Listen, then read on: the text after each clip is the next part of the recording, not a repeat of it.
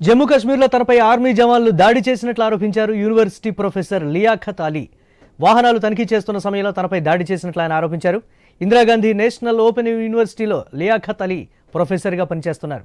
ఆయన మరికొందరితో కలిసి ఒక వివాహ వేడుకకు హాజరై కల్కోట్కు తిరిగి వస్తున్నారు. వాహనాలు తనిఖీ చేస్తున్న ఆర్మీ సిబ్బంది తనపై దాడి చేసినట్లు తెలిపారు. గుర్తింపు కార్డును చూపించమని సైనికులు అడగ్గా కారు దిగుతున్న తనపై అనూహ్య దాడి చేసినట్లు చెప్పారు. ఆయుధాలతో తలపై కొట్టి గాయపరిచారన్నారు.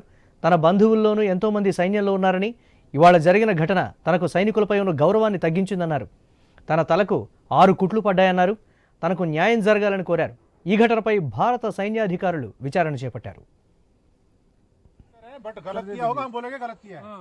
ठीक है, फिर भी ये बाहर निकले और इन्होंने कहा कि डिक्की चेक करवाई, इन्होंने डिक्की चेक करवाई, सारा कुछ चेक करवाया। और मुझे मैं उधर से एक पीस पाई आया तो मुझे पूछने लगे, मैंने कहा मैं दिल्ली यूनिवर्सिटी का प्रोफेसर हूं। ठीक है, यही बोला जस्ट। और वहां से मैं इधर आया तो ये पीछे खड़े हुए थे 3-4, तो मैंने कहा मैं दिल्ली से कार्ड निकालने लगा। मैं कार्ड निकालने लगा तो इन्होंने फौरन ये वो ऐसे पीछे प्रोफेसर तो क्या बोला